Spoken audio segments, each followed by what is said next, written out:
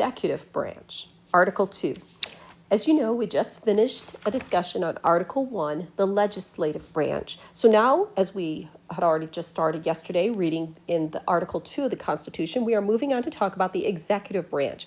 And this is perfect timing because in just 20-some days, we will be electing the next president and vice president. And so Article 2, Sections 1 through 4, Amendments 12, 20, 22, 23, 25 are what we'll be looking at through this chapter as we talk specifically about the presidency. Now, our Constitution says in Article 2, Section 1, the executive power shall be vested in a president of the United States. So it is our president who heads up the executive branch. Now, as our chief executive, he is responsible to see that the laws of the federal government are enforced. So what we're going to do is look at the Constitution and see what his job is, what his responsibilities are, what his powers are, what he has to do, what the presidency is supposed to be like from the stance of the Constitution. So first, as we consider what the Constitution, what the presidency is, we have to consider the very beginning of this. When you think back to the framers of the Constitution and how they set up our government, did you ever think about the fact that they would have to determine what they were going to call the chief executive in our country? They knew from the Articles of Confederation that they needed something stronger, so they would need a chief executive. But they really did not want to use the terms that would have seemed familiar to them up to this point. Think about it. The people who had been those chief executive people up to this point, the royal governors, they didn't want a governor. The British king, they didn't want a king. So when they were determining what would they call this chief executive, the word president came to their mind. That was not a threatening term by any stretch, because at this point, what would they have thought of with a president? One who presides over the meeting. And of course, George Washington would have been the one who had presided over the Philadelphia Convention. And so it was not a threatening title, president. And most delegates even thought that the first national executive of our country would indeed be the president of the convention, George Washington. And so that is how we have the title president. That there really was not a lot of discussion or debate on calling him the president. Now, one thing before we really get into this discussion, since we live in a day where there's so much abbreviation for things, I wanted to show you the abbreviations you will frequently see, just so you're knowledgeable when you see news, if you see any kind of tweets or social media, you might see these abbreviations. And these abbreviations are what I want you to write down when this quiz is done, or this video is done, lesson is done. So you might want to write these down, POTUS and FLOTUS, POTUS and FLOTUS. What do those mean? President of the United States and First Lady of the United States. So when you see those abbreviations, now you know what we're talking about. So that was just for free.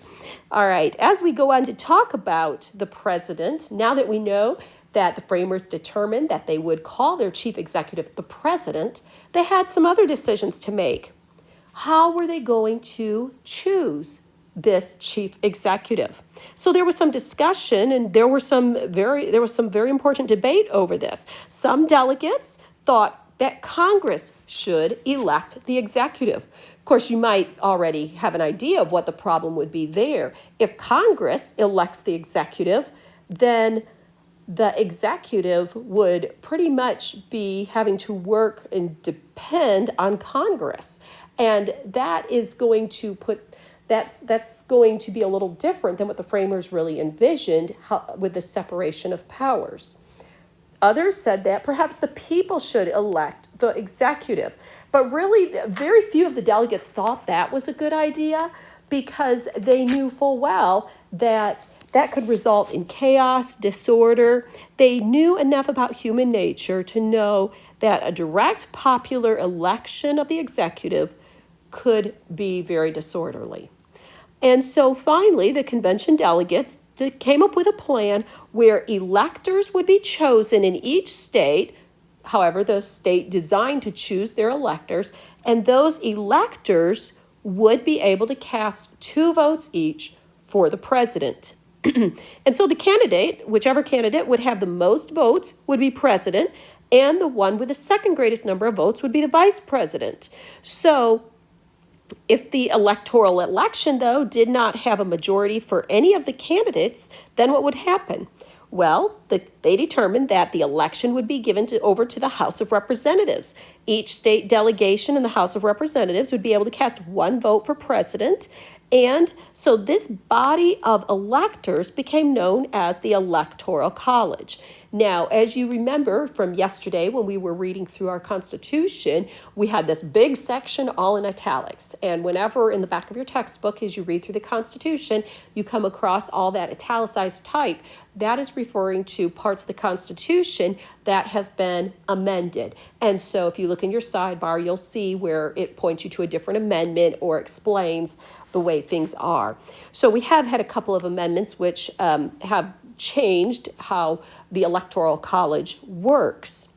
It has changed because it used to be, as I said, that first of all, the elector would be kind of his own person. He'd vote on behalf of his state, but he would vote what he thought would be best. You see, another reason that the people who were the framers of the Constitution were concerned about the idea of the direct popular vote is that, remember, back in the day when this Constitution was written, people did not know as much about their president as they do today, or about the candidates running. Think about it today. You can go on the news, you can watch all kinds of things, see speeches, you can hear things. There's all this social media, all these news reports, debates. We hear a lot from these candidates today. But it didn't used to be that way. And so the people would not have been nearly as informed on these candidates. So that was one of those influencing decisions. But the Electoral College, the idea there is that the states would send electors to go and vote for the candidates for them to represent the state. And so if there were no clear majority for a candidate, then that decision would be given over to the House of Representatives, and each state delegation would cast a vote for president. Now, as I said, it's changed from what the framers created it to be. At first, you could have some interesting situations. For instance, in 1796, as your book points out, John Adams was a Federalist, was elected president, and Thomas Jefferson, who was a Republican, was elected vice president. So here you have a president and a vice president of 2 different parties. So it'd be like if one of the presidential candidates from our election today became the president and the other one became the vice president. Can you imagine Trump and Biden being one of them being president and one of them being vice president, or any mix of those 4 candidates, the vice president or president. So things were done differently back then. But you had a president and vice president at different parties. Now, the election of 1800 was also interesting because you have the presidential one candidate, Thomas Jefferson, and Aaron Burr, and it was a tie. So the House of Representatives had to vote, cast their electoral votes, and they gave it to Thomas Jefferson to be the president. That was after the electoral votes, Electoral College. The House of Representatives chose Jefferson. Now, as political parties really started to become more of an influence, Congress and the states adopted the 12th Amendment. So the 12th Amendment did make several changes in the electoral process. Probably the most important change was that now the electors would cast 1 ballot for president and a second for the vice president. So now you would not so much have the 2 different parties being chosen as president or vice president, but you would have the president and vice president being of the same political party. And so that cleared up a lot of the confusion from the 1800 election as well. Now, each state receives a set number of electors that will be equal to the number of senators and representatives that it has combined. Now, you already know that the number of electors in the Electoral College will be equivalent to the number of senators and representatives in the House. And the way that works out is that each state will have the same number of electors in this Electoral College as the number of senators and representatives that they have combined. So, California, with 53 House representatives and 2 senators, that would be 55 votes. So California would receive 55 electoral votes. And that's how it works. And notice your book also says that no one who holds a position in the federal government may be chosen as an elector. And another thing to note is that with the 23rd Amendment in 1961, Congress granted the District of Columbia, D.C., to have 3 electoral votes, because prior to that it did not have any vote. And this was the same number as were given in the least populated state. Now, for a candidate to win the presidency, he must today receive a majority of the electoral votes. So that would be 270 total. And since the last quarter of the 19th century, all the states have chosen electors by popular vote. Article 2, Section 1, Clause 4 of the Constitution says, the Congress may determine the time of choosing the electors and the day on which they shall give their votes, which day shall be the same throughout the United States. So in accordance with this provision, Congress has set election day, general election day, and that is always going to be the Tuesday following the first Monday of November of every 4th year. So this is our 4th year. So this coming November, right after the first Monday, that following Tuesday will be the day that we will elect the presidential candidate we would choose to be the president.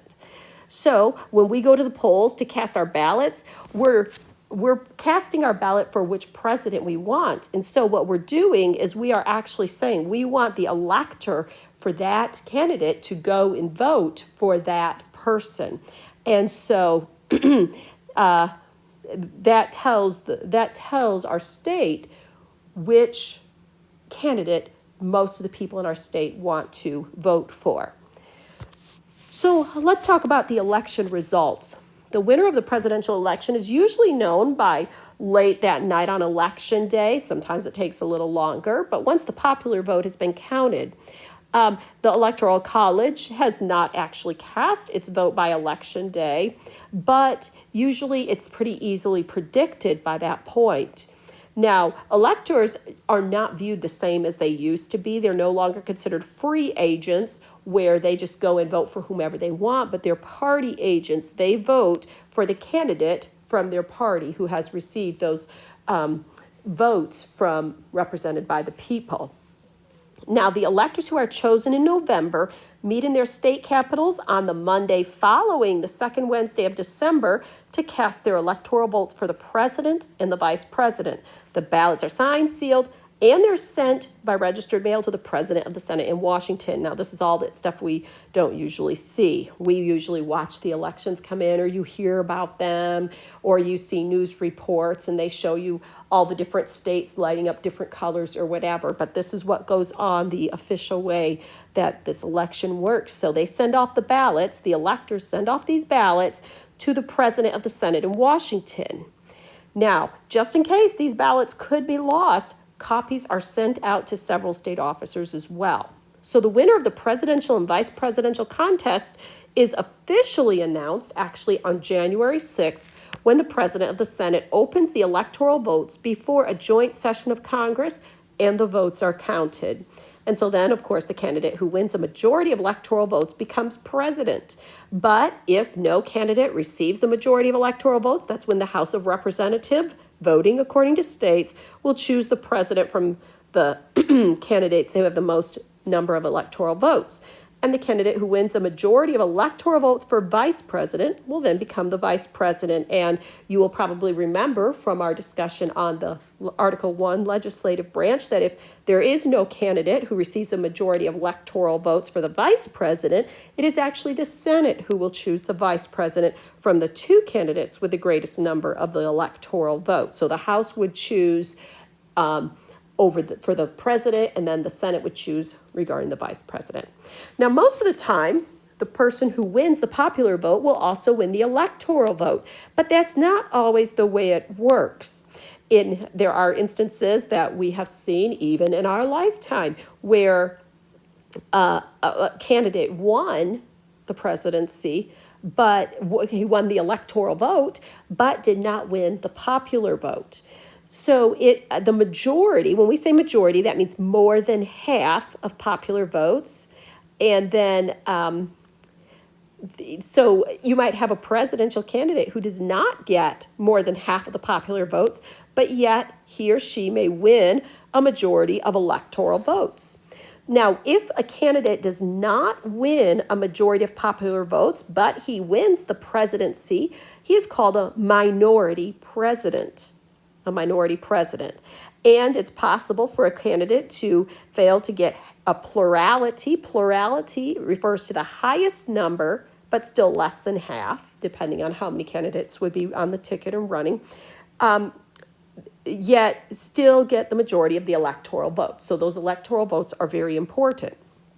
Now, if you look in your textbook on page 101, you see a list of minority presidents. So you see the list of presidents who actually lost the popular vote, and you'll see George W. Bush is there. That's not been too long ago. Presidents who won a plurality, but not a majority of popular votes. So when you look here, you'll see President Clinton, same thing there. And I'd also point out that President Trump, you could add him to the list because he did not win the majority or the popular vote, but he did win the majority of electoral votes. So this does happen where more people might cast a vote for a particular candidate, but because of the electoral votes, another person will actually become the president. And you might think, how can that happen for a candidate to get not be able to get a majority of the popular vote, but to win the presidency? And that is because of what we call the winner-take-all system. And 48 of the 50 states use this system. With a winner-take-all system, the candidate that receives the more of the state votes than the other candidates receives all the electoral votes from that state. So, for instance, in California, we mentioned 55 votes. If they vote for a certain candidate, then all 55 of their votes go for that candidate. It's not split up in districts or divided up depending on the number of votes by the people. So candidates really have to win first place in some of these states if they hope to win enough electoral votes that use the winner-take-all approach. All right, so now let's talk about the president's term and tenure. It was agreed upon after much debate that the founders thought that the presidential term should be 4 years. Now, they did not actually limit, though, how many terms a president could serve. George Washington actually set a precedent, though, but because he retired after 2 terms. So pretty much everybody maintained that precedent, and after 2 terms, they resigned from, or retired, I should say, from the presidency and did not seek a re-election. That is not until Franklin D. Roosevelt, FDR. He actually, after his 2 terms, sought and won a 3rd term, 1940, and then a 4th term, 1944. Now, that was very unprecedented. And so following that, the nation adopted the 22nd Amendment in 1951. According to this amendment, a president may only be elected for 2 terms, and he may not serve as president for more than 10 years. So if how that might work if a term is 4 years, as you will read or have already read, I should say, in your book, you know that some presidents have served because they've had to they started off as vice president and had to become the president because either the president was assassinated or died, or in the case of Nixon, resigned. So then the vice president became president to finish out the previous president's term. And so that is why they are allowed to still seek for 2 terms after they finish out the president's term whom they served under. So the 22nd Amendment was the one that made that change and actually took what George Washington said in precedent that had not been challenged until FDR, and that 22nd Amendment changed that so that now presidents only may serve 2 terms, but no more than 10 years if they have to cover for a previous president that they were the vice president for. Now let's talk about the qualifications for a president. Our Constitution gives us just a few qualifications. First of all, a president must be a natural-born citizen. And then a president must be at least 35 years old, and the president must have resided in the U.S. for at least 14 years. Now, those are the constitutional qualifications. However, there are some what we would call informal qualifications just because this is just kind of how it's ended up or just been done. We really have not had a president elected who was at least 40. Most have actually been older, and you know from the current candidates, they're a good bit older than age 40, almost getting closer to double that age. And then candidates have also been expected to have political experience. However, your book does say that, but I would point out that President Trump did not serve in government. Most presidents throughout the years have been members of the Congress prior to becoming presidents, but in recent years we've had state governors who have actually been elected to the presidential office. But with President Trump, he did not hold a political office prior to being elected. That was one of the things that surprised so many people when he ran for office. You think of him more as being involved in business rather than in politics or in government in any way. Nor did he have this, lengthy military service to show. So this was unusual here. And so those are, you might think, informal qualifications, but they're not ones that would be deal breakers, so to speak. But you should be sure you know the constitutional qualifications. Now, I want us to point out a couple presidents specifically. First of all, George Washington. I hope you read that, page 102 in your books. And a quote that you should know. This quote was written by Henry Lee. Who is Henry Lee? He is Robert E. Lee's father. Robert E. Lee is actually more famous to us today probably than Henry Lee, but that was Robert E. Lee's father. What did he say of George Washington? He said, George Washington was first in war, first in peace, and first in the hearts of his countrymen. He was second to none. So the quote from Henry Lee, first in war, first in peace, and first in the hearts of his countrymen, he was second to none. A very important quote that students memorize throughout history classes. But that was what Robert E. Lee's father gave as the eulogy for George Washington. I also hope you read about Abraham Lincoln a little bit earlier in this chapter, and especially noted how Abraham Lincoln recognized the need for help from God.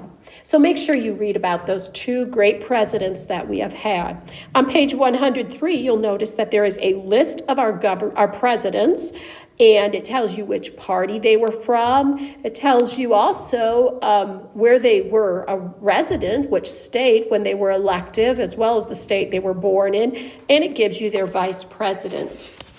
Now, as we continue on in a later lesson, we are going to talk about the succession of the president. What happens when something happens to the president? And so we will pick up there. But make sure that you are following along and really learning and studying and knowing the material we cover so that when you get ready for a test or quiz, it's not like you have to go and relearn everything. This is very important. It's important that we understand what makes our Constitution so special and how it impacts our lives. And at this point in our country where people want to reinterpret the Constitution, we need to know what it says, and we need to know what the supreme law of the land is.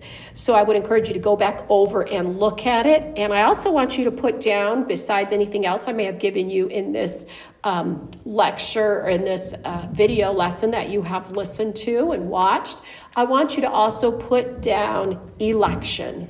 Election will be another